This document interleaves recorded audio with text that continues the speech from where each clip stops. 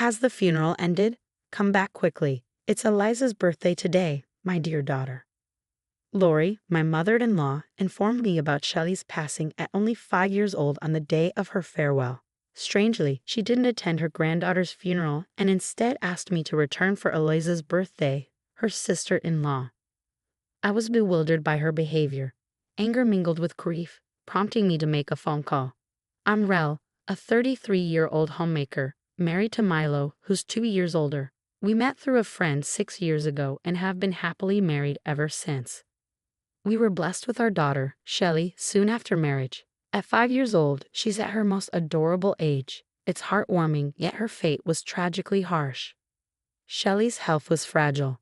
2 years ago, when she was 3, she started experiencing frequent fevers and colds.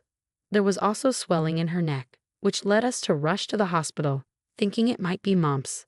After numerous tests and an agonizing wait, the doctors revealed the devastating diagnosis: malignant lymphoma, a type of childhood cancer. My world shattered, and I desperately pleaded, "There must be some mistake, doctor. Please tell me this isn't true." Despite the medical team's presence, I couldn't contain my tears. Immediate hospitalization was necessary. Even as we hurried home to gather essentials, I couldn't stop crying. Milo, my husband, cried alongside me but also urged, "We have to be strong. Shelley will pull through," his words filled with determination. We were briefed on the treatment plan, and I had to sign consent forms for procedures like blood transfusions and surgery. The grueling treatments commenced: endless IV trips, blood draws, transfusions, and chemotherapy. I quit my part-time job to be with Shelley at the hospital round the clock. Sometimes, Milo would take time off work to visit, insisting, "You need to rest too, Michelle, or you'll burn out." During his visits, I managed things at home or caught up on much-needed sleep to keep going. During the initial days at the hospital, Shelley cried often, but gradually she adjusted to the routine, crying less as time went on. The nurses praised her resilience. Shelley didn't shed a tear today during her injection, they commended. Despite the challenges of hair loss and weakness from chemotherapy, she never complained. Instead, she greeted us with smiles and happiness.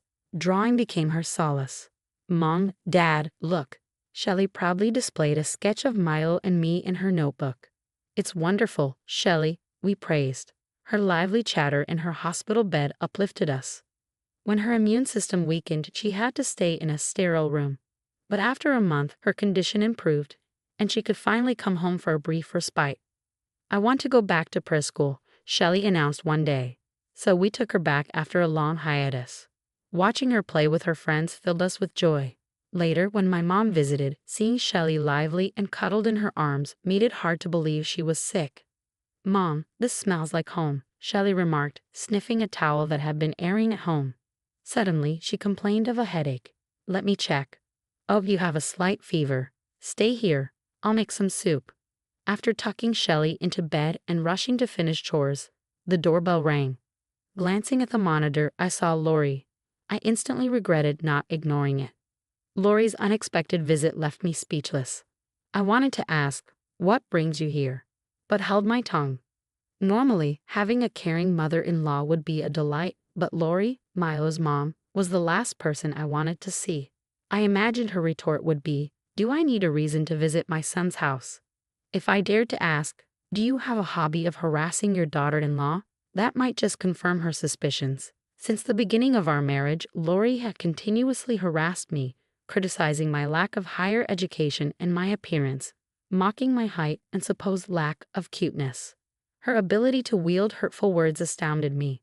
In the past, my father-in-law acted as a buffer, reprimanding her behavior, which made things somewhat bearable. But after he passed away during our second year of marriage, Lori's mistreatment escalated. Left unchecked, she'd play petty tricks, like ordering steak for me despite my preferences or turning off the hot water while I showered. Milo's older sister, Eliza, a successful career woman married to a prosecutor, was the apple of Lori's eye. She often compared me unfavorably to Eliza, making snide remarks about our differences.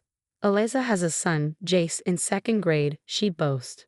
During Christmas visits, the contrast in Lori's treatment of Jace and Shelley was painfully evident. It seemed as though she couldn't see Shelley's charm simply because she didn't approve of her daughter-in-law. As I busily prepared soup, Lori barged in uninvited from next door. "Yes, Shelley has a fever," I responded tersely, hoping she'd take a hint to leave. But she persisted, commenting, "Such a delicate child. I wonder who she takes after. Certainly not our family. Your dad had cancer, didn't he?" "Yes, Lori, I've explained countless times. This illness isn't hereditary. While my dad did pass away from cancer when I was in high school, malignant lymphoma isn't genetic, except in certain virus-related cases. How many times must I repeat myself? Is she losing her memory?" In the end, Lori merely glanced at Shelley, made her spiteful remarks, and departed. I couldn't help but wonder if she was suffering from dementia. After checking on Shelley, exchanging a few sarcastic words, I left perplexed by Lori's purpose. Perhaps she was just bored. For a year, Shelley moved between hospital care and brief respites at home. After about a year and a half of intense treatment, she finally completed her therapy, and we welcomed her back home. She returned to preschool, and we even enjoyed a family trip to the aquarium, where she walked around with boundless energy. I never lost hope in Shelley's recovery. However, when she turned 5, a year after leaving the hospital, my worst fears materialized. She relapsed. The treatments resumed, including spinal injections, radiation therapy, and battles with pneumonia and high fevers. I did everything I could to ease her discomfort, even undergoing a bone marrow transplant for her. Sadly, my cells didn't take, and her condition deteriorated. Then, the doctor delivered the devastating news. "There's nothing more we can do. Further treatment would only add to Shelley's suffering." It was a heartbreaking realization that time with her was limited. We made the decision to bring Shelley home so we could cherish our remaining time together as a family. We indulged her every wish, from participating in preschool activities to playing with her friends. Despite her own struggles, Shelley's bright smile never faded, bringing joy to everyone around her. Mom visited frequently, offering her support during these difficult days. I had promised myself not to cry in front of Shelley, but sometimes emotions overwhelmed me, and tears would escape. During those moments, Shelley would ask, "Mom, what's wrong? Are you feeling unwell?" Despite her own pain, she remained remarkably caring, showing concern for me. I pray for her happiness to last forever, for a miracle to save her, but sadly, my prayers went unanswered. Despite her outward appearance of health, Shelley's blood tests showed a worsening condition. She gradually lost the ability to walk. Yet we clung to hope, believing she would reach her 6th birthday. However, Shelley's health declined rapidly. She began to struggle with breathing, and the doctor warned us to prepare ourselves for the worst. Despite my efforts to remain composed, tears flowed uncontrollably. In a haze of grief, I whispered, "I love you," to Shelley. Despite her own weakness, she summoned the strength to utter her final words. As dawn broke and Shelley's condition worsened, the doctor tried desperately to save her. We pleaded for her to hold on, taking turns holding her in our arms, wishing for her to find peace. Shelley fought bravely, but eventually she slipped away from us. "Shelley, please respond. Open your eyes." I clung to her hand, which grew colder by the moment. There was no time to process my grief. I was immediately consumed by the whirlwind of funeral arrangements and preparations.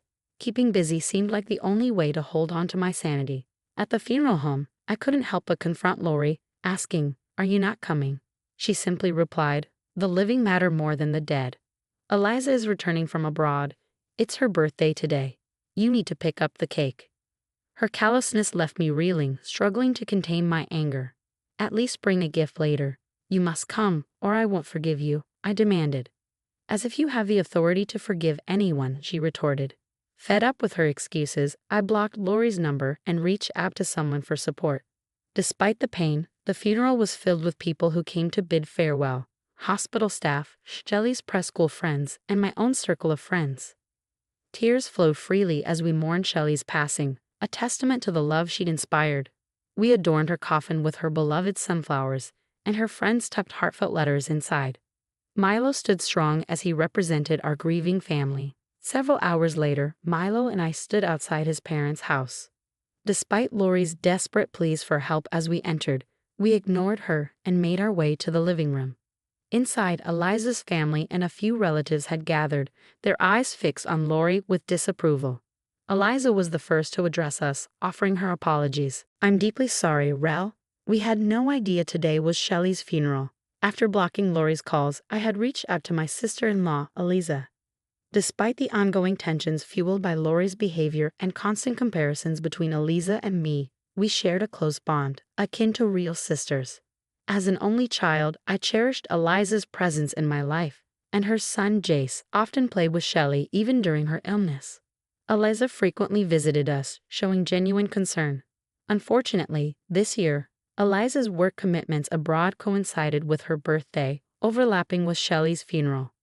While we were preoccupied with arrangements, we had entrusted Lori to inform her side of the family. However, Lori's misguided actions led her to inform relatives about a birthday celebration for Eliza's return, omitting any mention of Shelley's funeral. Upon her return, Eliza reached out to me again, only to discover that the burial had already taken place, leaving them waiting for our return. Amidst the somber atmosphere, Shelley's absence was keenly felt as Eliza and others mourned her loss amidst the awkward silence. Lori's words cut deep as she callously suggested, "You can always have another child."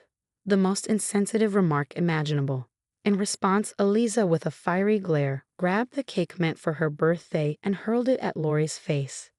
"Cleanse that twisted personality of yours," she demanded, dragging Lori to the shower room and soaking her clothes in the process. Amidst the chaos, when questioned about Lori's actions, I weakly explained. Lori kept pressuring me to rush back for Eliza's birthday preparations. The relatives reacted with shock and disgust. After being drenched in the shower, Lori returned, despised by everyone present. Defending herself, she blurted out, "But it's Eliza's birthday party. She's returning after so long. Shelley was already sick, not expected to survive. Surely Eliza's birthday takes precedence, right?" However, her feeble excuse was met with fury. "A birthday party? Preposterous. And you called Rel for that? If Shelley meant anything to you, how could you disregard Milo's grief over losing his daughter? Why did you fail to attend your own granddaughter's funeral?" Eliza's righteous anger was unleashed. "No, but," Lori faltered, unable to conjure a suitable excuse. It was then that Jace, her grandson, spoke up softly. "Grandma, do you really love your grandchildren?" "Of course I do, Jace. I love you and Eliza's child," Lori replied defensively. But Jace's next words pierced through the tension. "What does that mean? So Shelley, your granddaughter, wasn't loved because she was sick, but Eliza's child is loved because she's healthy? Are you saying Shelley didn't matter?" These words echoed the sentiments of Lori's brother and sister-in-law, who shared their own grievances about Lori's past behavior. With no one coming to her defense, Lori's presence diminished, overshadowed by the weight of her actions. "We're leaving, Milo, Michelle. Let's talk another time," I announced, exchanging heartfelt hugs with my supportive relatives. Eliza followed suit, declaring her decision to sever ties with her mother. "Mom, we're done. You always favored successful people like Eliza, never caring for Shelley." Milo confronted his mother sadly. "It's not like that, Milo. You didn't meet my expectations like Eliza did. You only care about those who do as you want," Lori retorted, her words laden with regret. As I handed Lori something beside me, it was a drawing of her made by Shelley. In the picture, Lori was depicted with a genuine smile. "Despite everything, Shelley admired you. She saw kindness in you that I never did. She was a pure and loving child, even during her illness," I explained, watching as Lori broke down, clutching the drawing tightly. As we left Lori's house, ignoring her pleas, we knew our paths had diverged irreparably. Later, my uncle-in-law's family visited us, offering apologies for Lori's behavior. While Lori seemed remorseful, the damage was irreparable. As my aunt-in-law wisely observed, Lori had always been troublesome, and it was unlikely she would change. In the aftermath of the incident, other relatives also distanced themselves from Lori. Despite her loneliness and regrets, her past actions had alienated those around her. As the days passed and grief settled in, I found solace in connecting with other parents who had lost children to the same illness. Reaching out to Eliza and meeting her brought relief, and Milo and I found comfort in adopting a puppy, a symbol of renewal and hope in the wake of our loss. As I grappled with the pain of Shelley's absence, I found myself longing for the day when we would reunite in heaven. But until then, I vowed to live a life worthy of her memory, carrying her love and spirit with me always.